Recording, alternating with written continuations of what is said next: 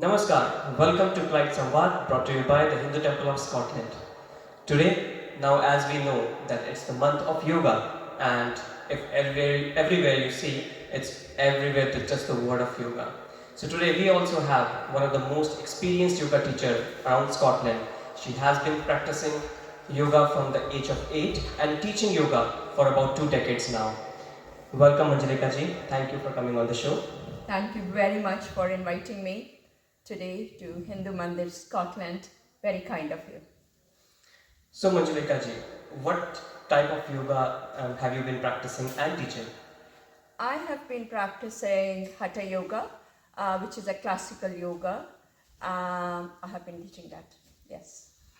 So when I came to Scotland, I heard that the face of yoga in Scotland is Manjulika Singh. That was the first introduction that I had of yours. Very kind of you to say so. And I was like, okay, I would like to see the personality who is known as the face of yoga. So I'm very interested, like how everybody talks about, like yoga changes a person, but in what sort of changes like you have seen? I would like to know about your journey that from very young age when you started doing yoga, what was your aim then and how it changed over a period of time? The story goes, we used to live in Delhi, and my father used to go and attend yoga ashram in Delhi with Dhirendra Brahmachari, who was a yoga guru for Mrs. Indira Gandhi. She was a prime minister that time. So that was the thing he used to do. And we just went along with him every Sunday morning to practice yoga. It was a beautiful ashram over there. And that stuck to my head was why I started was because our neighbor who was just across our street, and she looked amazingly young. And I said, how come she looks so young when she has grown-up children, she's a mother, she has a family, and she looks totally young. So I checked with her and I asked her, how come you look so young, auntie? And she said, because I practice yoga. I said, yeah. So there is something in yoga which delays the aging process. That was my first thinking about yoga. So reversing the aging process basically was the aim. I would say we can't reverse it, but we can slow down it. Oh, slowing it down, yeah. Technically right, but slowing it down.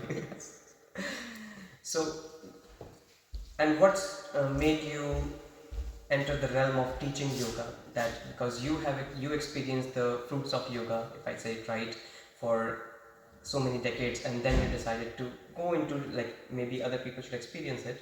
That what pushed you towards that? Yeah, because over the years I was practicing yoga myself on the mat because we traveled lots of countries all over different places, and yoga was always with me, which kept me right, kept me strong, kept me real, keeping me with a clear thinking, making right decisions.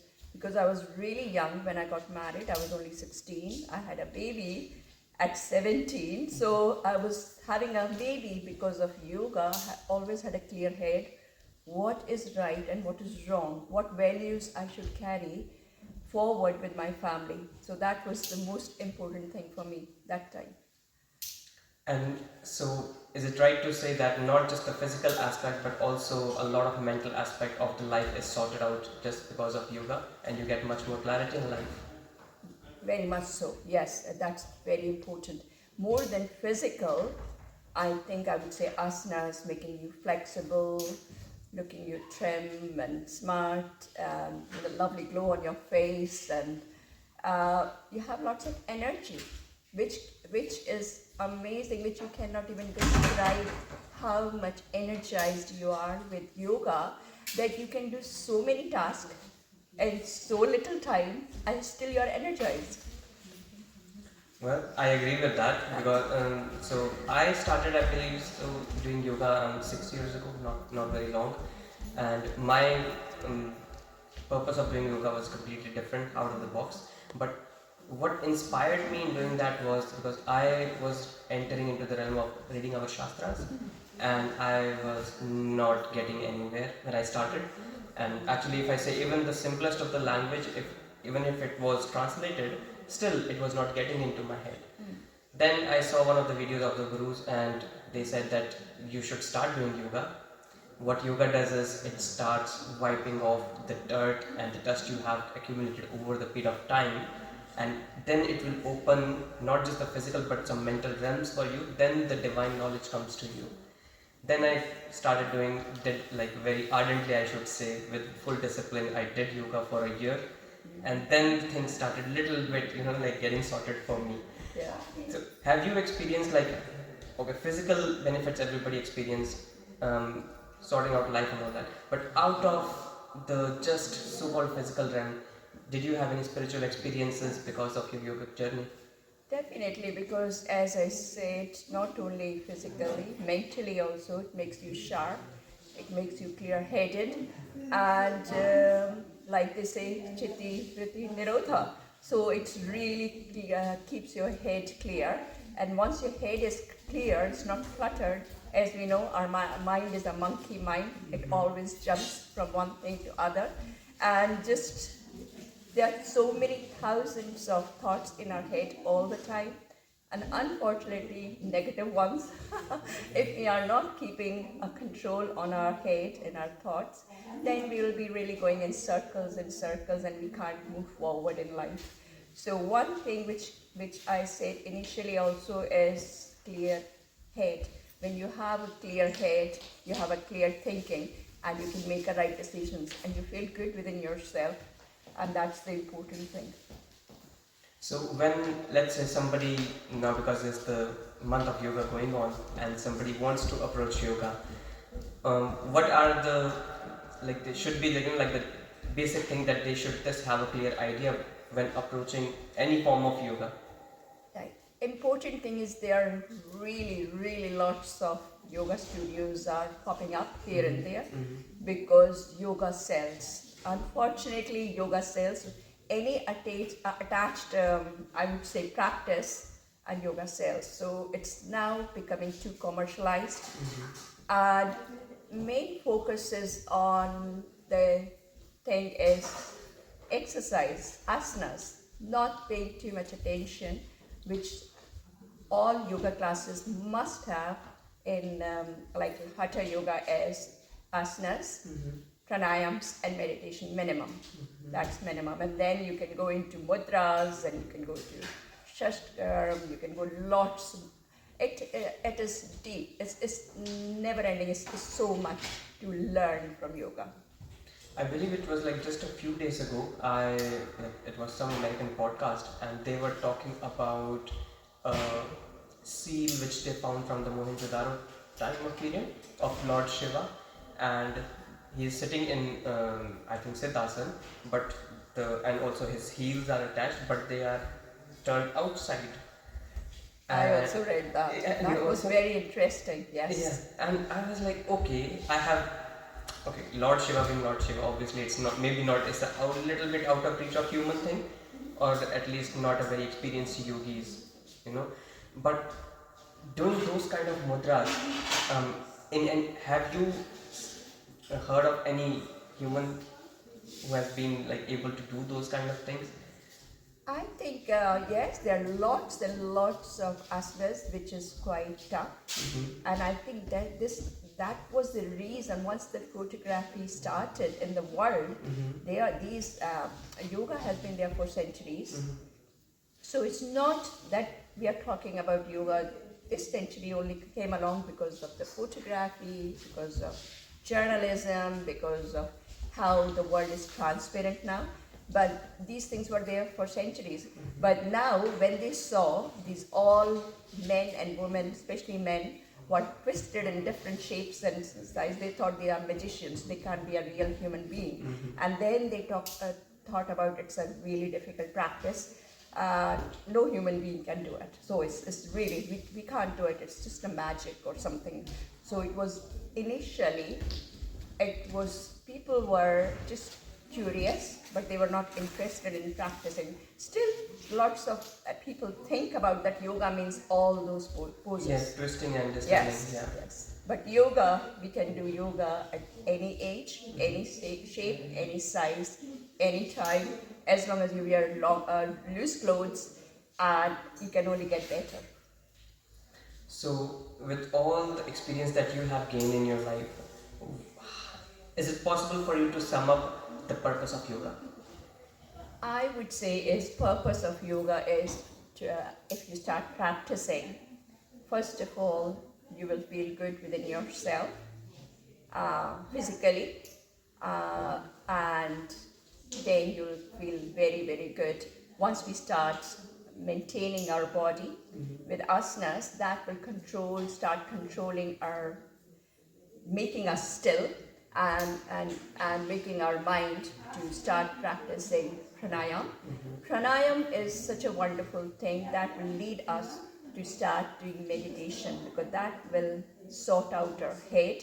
And so when we, in one liner we can say is yoga is for body, mind and spirit, for spirituality, I would say. So, a combination of everything one Everything. together.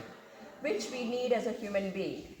When the WHO says what is the health definition, I would say is if you're physically well, looking well, feeling well, mentally well, and that's what you need. And That's a health. yoga gives that to you. So, yoga is the path, Yes. we can say, right? I remember once I was reading Patanjali Yoga Sutra, which was the translation by Swami Vivekananda, and in that he says that the whole purpose of yoga is once you start from your physical nature, then you transcend it, then at your mental level you transcend it, and then you reach the spiritual level, and at the end to reach the God, the ultimate creator, is the goal. Yes. And yoga is the way Yes. to reach Its there. starting point is with asanas, as we discussed, and then making our mind stable and grounded with our breath is pranayam, and then as our spirituality, our mind, and that leads us to samadhi, which is actually what we have inside us is pure consciousness, which makes it to the higher level. Atma goes into our inner Atma, our soul, and then it connects with Paramatma, all universe, which we get energy from. And on this occasion of this yoga day, the coming next week, any message for our audience? I will say there are lots of yoga sessions are going on all around the country. So please go and join them, because it's really important. This is the best way to try yoga on a minimum cost or free. So just go and attend and see. And if you can't make it just now, not to worry. Just go ahead and try a couple of classes all over the best thing is to be near your area, because then you have more chances you will be attending them. If it's too far away, you will not be attending them. So nearby in your locality, what is provided, go and see them. Sometimes what happens depends on lots of factors, that whether you like the teacher, the way of teaching, the way the classes are. So go and please attend. But important thing to notice in these classes, are they providing all three things or not? Or that's the important thing is asanas, pranayam and meditation. That's the basic thing. A minimum standard has to be there. With that, thank you so much for the beautiful answer, and that actually takes me to one more last question for you, which somebody asked me actually. So, see, before COVID, the online world was not that active of classes and all sort of classes. But after COVID, when everything changed to online, also yoga classes, and not just yoga classes, even like the you can say the advanced form of yoga, some studios started teaching them online. In your experience, do you think that a person it's ideal for being in person for a yoga practice, or online does similarly the same thing? I totally recommend in person. In person. I think it's okay if for some reason you have taken sessions, you know about yoga, you know about the postures, then it's okay one-off or sometimes taking the online classes. But I would highly recommend in person, because not only the postures, in case you are doing it wrong, nobody is there to correct you, nobody is there to support you, nobody is there to help you. and you might get serious injuries. And then if people say it's because of yoga, which is not true. So I think it's really important that if you're really wanting to practice your yoga, it has to be in person. Yeah, initially at least, till you get knowing about each asana, how to do it properly. Okay. Yeah, so basically if you are very starters or even to intermediate level, Beginners. it's good. Yeah, it's good to be in person. Once you're a little bit experienced, then maybe for corrections you can go for online recommendations rather than the whole journey. And it's not only that guru and shishya. I think that's the thing which you gives the energy to your shishya is different than if you are trying to send it through the online. So as in Gen Z language, the vibe check should be there, Yes. the vibe should match. Yes, energy. Thank you so much Manjulika ji for such an insightful lesson. Maybe all the audience, they will also learn a lot, because experience is also what actually at the end of the day counts. And with your experience, our listeners, myself, I've learned a lot. And maybe with the coming time we will have another session as well. Namaskaram. Thank you. Namaskar.